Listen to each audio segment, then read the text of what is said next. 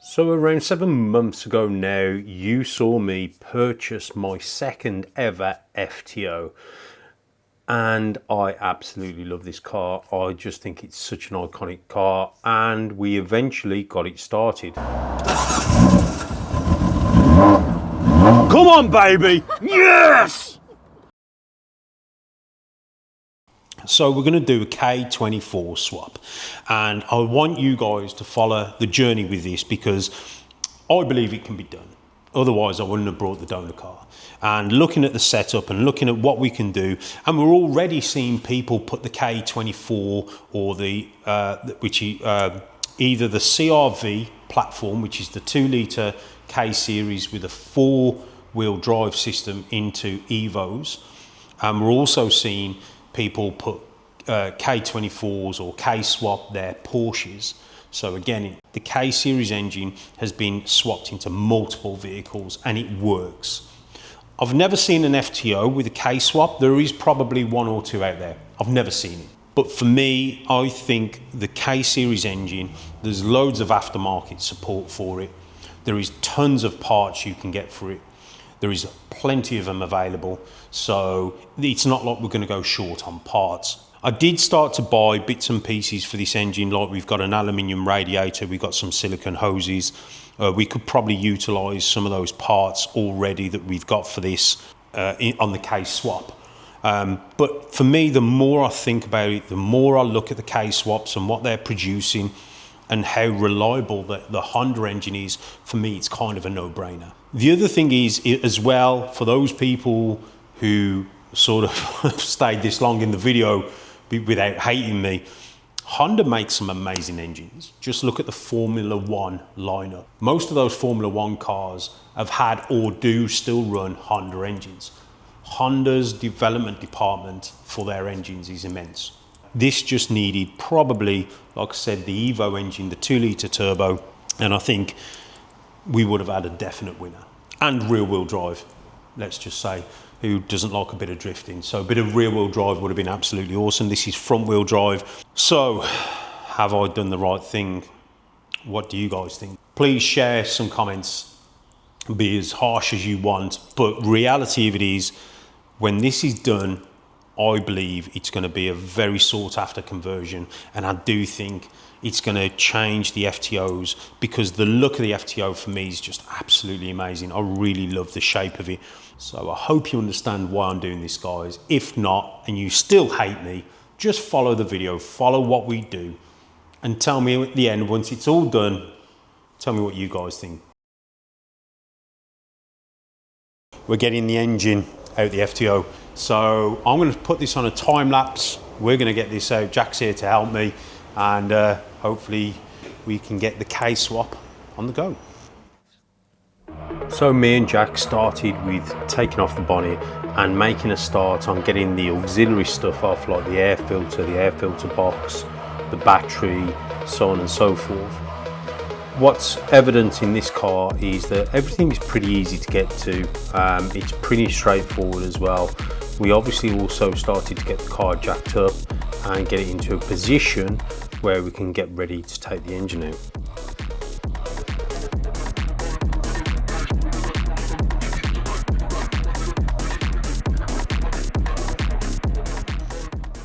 So we get the engine crane ready to lower the engine out of the FTO. Like I said, this is old school methods. I don't currently have a car lift, so we're going to do this old school and on the driveway style, where we're actually lowering the engine down and then lifting the car up, as opposed to lifting the engine gearbox out. On the FTO, it's a lot easier to take it through the bottom and do it this way. So we've obviously got the engine out, and now we're going to prep the engine bay. Now I've just made a start by removing some of the aircon pipes over here. I want to get the engine harness out. That also has the automatic gearbox loom attached to it. Also the ABS pump, because we're doing an ABS pump delete. We're going to start getting this out now. Like I said, I've already made a start. It's just a case of disconnecting a few things. It obviously goes under here to the battery, to the fuse box as well, so we're going to have a look at that. And also then it joins into this loom down here. So we're going to start tidying up the engine bay, and yeah, just let's get it stripped back. We're obviously going to turn this into a manual as well, so it's going to be a lot easier to do that without the engine in. And thank you very much to Gavo's Garage up in sunny Scotland for sending me what I need. Obviously you need a clutch pedal, but on top of that we also need a brake and accelerator pedal, which is different to the automatic setup. Obviously, most importantly, we need a master cylinder and a slave cylinder for the clutch assembly. It's the master cylinder I'm more interested in as opposed to the slave, but we can go over that, and there's some bolts and stuff. So massive shout out to Gavo's Garage up in sunny Scotland. So let's just have a quick look. We've got the engine loom out, and we've currently got our automatic shifter out, as you can see. So that's out. We've also got our 3 ECUs out: engine ECU, gearbox ECU and ABS ECU.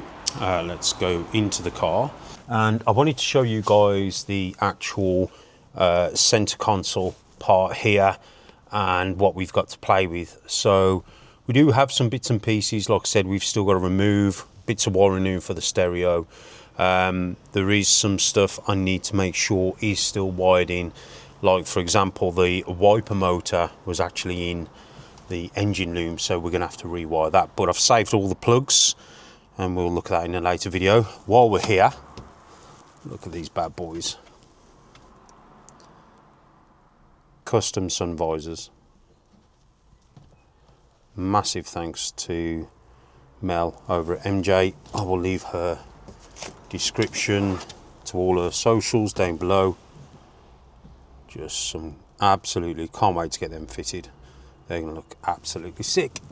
So our task for today: brake pedal out and the accelerator pedal out, so we can start mocking up for the clutch pedal, because we will have to, and I'll show you, we will have to drill the holes for the clutch master cylinder, which goes here. So we'll get that fitted, get the template done, get that sorted. I've also just for temporarily just test fitted the front coilovers. It gets them out my way, puts them on the vehicle, and stops it looking like it's doing a wheelie because there's no engine in the car. There is some rust that we can tackle on the arms, as you can see there, and again over there. But again, this is the perfect time to do it. So yeah, we can crack on with that. So I'm going to start taking out the accelerator pedal and the brake pedal, so we can start fitting or test fitting our manual conversion. Okay, so I've just whipped out the pedal assembly, which is the brake and the accelerator pedal, so we can see what we've got to do. Now, as you can see there, that's the brake master cylinder. There was 4 nuts and a bolt which held on that assembly. We've took that out. There's also a cable for the automatic gear selector lever, so you put your foot on the brake and it allows you to change gear. So obviously that's going to be not needed anymore. We've still got the accelerator pedal, accelerator cable coming through, which you can undo that once you get the pedal box down enough to just unclip it. So we're going to leave that in place. However, I need to get this sound deadening removed, and to do that I need the steering column's in the way. So I thought I'd be able to just disconnect the UJ joint from here, and it would disconnect from here, but it doesn't. It's part of the actual steering column, so it looks like we're going to take the steering column down for easy access. Let's crack on. So just real quick to give you guys a update where we are so far. So obviously we've still got the ABS delete to do. I've now fitted the master cylinder for the clutch, and we've got the 3 pedals installed.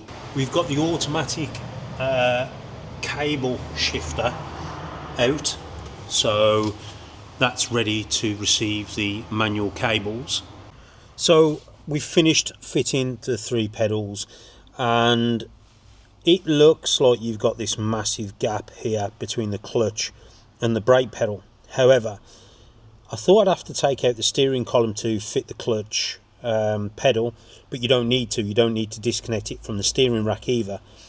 In the sound deadening, you have the cutout all ready to accept the pedal. So what I did, I made a template.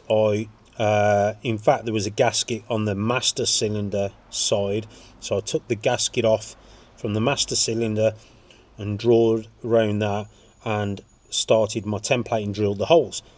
Now what you will have is you'll have 2 bolts which come in from the engine bay side in this way, and then you've got a bolt, so you've got 2 nuts, a nut on this one. That one's a bolt, this is a nut.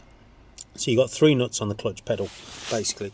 But if I move the pedal, if I move the camera around, you can see it's perfectly in line and it works really well. So what I'm trying to say is, once you get the 3 holes lined up, it will show you exactly where the clutch wants to be. So here we are. This is our donor car. This is a Honda Accord 2006 with 72,000 miles on the clock, 2.4 6-speed gearbox. This is the K24A3 engine with the AST5 gearbox. So we're draining the fluids, and I don't know if you've noticed, but we have a car lift. Whoop, whoop. So it makes this job incredibly easy. So again, we've whipped off the wheels. We are now just starting to disconnect various ancillaries, and again just getting ready to load that engine out.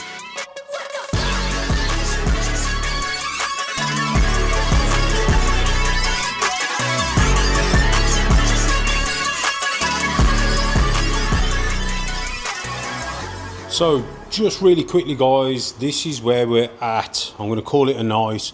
I've been very meticulous on how I'm taking things apart, because I've never basically taken apart a K-series engine before, so I want to make sure I've labelled all the plugs where they're from.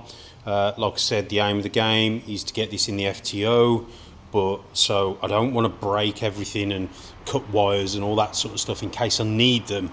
So yeah, this is where we are at the end of day 1, getting the Honda engine out of the Accord. Well guys, my mistake. I thought I'd pressed record on the camera and I didn't. As you can see guys, we have the K24 and gearbox out of the car. We need to get this ready to go in that beauty. So let's talk about the ABS delete on the FTO. So a couple of things. I'm not going to go over pretty much how to do it, but what I do want to go over is the plumbing of the valve here. So we'll go over that. But obviously your ABS unit is over here with the battery tray. I've completely taken it out. You can leave it in if you want, but just obviously take the pipes out. But me personally, I just get rid of it, save a bit of weight. So the compensator valve is split into 2. Okay, now on the ABS model you don't have these 2 ports, so it's only a 4-port compensator valve instead of it being a 6-port. Now ignore the pipe work, this is just plumbed in just to prove a point, and also I've ordered some new retaining brackets for them. But let's jump over to the master cylinder. So the master cylinder has 1 plunger, but there's 2 outlets. So as you can see from the reservoir, you've got 1 there and 1 there. That one feeds that one, and obviously that one feeds this pipe. So you run these pipes into the compensator valve. This pipe does this side, and this pipe does this side. The way it works, this obviously feeds the driver's side brake, and this feeds the passenger side brake. These are your front brakes. Okay, now what I do recommend is changing your front brake pipes from the flexi to the actual unit. It'll just save you in the future. One of mine was already done in copper, and this one was the original one. I just wanted them just changed so I know they're all done. Plus I've got uprated brakes and braided hoses now on the front, so yeah, so doing it this way. So I've replaced the pipes, okay? These do your front brakes and these do your rears. Now how it works, this will operate my driver's side front, and this one is actually the passenger side rear. This is the passenger side front and this is the driver's side rear. So if this side of the valve fails, you've still got an somewhat of a brake, an equal braking. So if you can imagine, if this is only the driver's side and that's the driver's side and you brake, the car would skid round.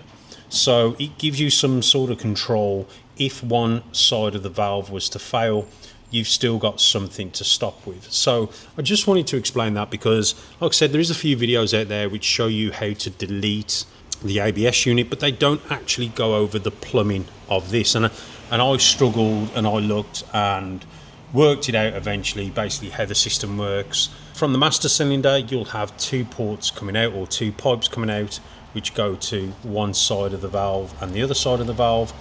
This side at the lower one will do your passenger side front if you're in the UK, and this one will do your driver's side front. This will do your passenger side rear, and this one will do your driver's side. So I hope that helps, and hopefully this makes things a bit more clear for people. Okay guys, this is a moment of truth. We've now got the K24 with a 6-speed gearbox lined up, and I think it's roughly right. Obviously you saw us do the ABS delete, that's all done. We did have to go ahead and fit the upgraded brakes to make the brake pipes, which are all done now. These will have to come off when we do the underneath in the wheel arches, and I'll probably get some new arms, I'm not sure yet. We're going to redo the subframe. Again, we're also going to do the power steering rack as well. So this is all a test fit, and this is the moment of truth. This is where we see whether or not my idea of fitting a K24 engine into an FTO. I'm going to lower the ramp down, moment of truth. Get your fingers crossed, guys. Comment, I'll tell you what, before we do that, comment in the comment box below. Let me know if you think this is going to fit in the FTO chassis. Comment down below, let's go. So this is the moment of truth. This is the part with all those late nights thinking whether or not this engine was going to fit. Lowering the FTO down onto the K series engine to see if it actually would work. Again, I've not seen this being done before, so this is all new to me. There is no videos on YouTube which is showing you how to do this on an FTO. So this is all a massive learning curve.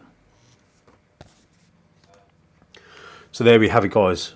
After a bit of jiggery pokery trying to get the engine lined up, you can clearly see we have the K24 engine in place in the FTO. Oh my God, I am so excited. And check this out, guys. The bonnet shuts. Get in. How you cannot be excited for the potential of this FTO is beyond, it's beyond me. This is going to be my dream FTO. The looks of the FTO, the power of the Honda. I cannot wait to get this on the road. In the next episode, we are going to be looking at all the other bits we have to do to get it started. Guys, if you've enjoyed this, please subscribe. Show me your dedication to this build. Let me know in the comments your thoughts. Am I doing it right, or am I completely tearing the heart out the Mitsubushi? Or do you see the future and the potential for this absolute Japanese, forgotten, underrated legend? Hit me up in the comments, guys. Take it easy, and I will see you guys on the next one. Got a monster inside of me. You better watch out if your enemies are over ahead of full prophecy to be the greatest beast the world has ever seen. I'm feeding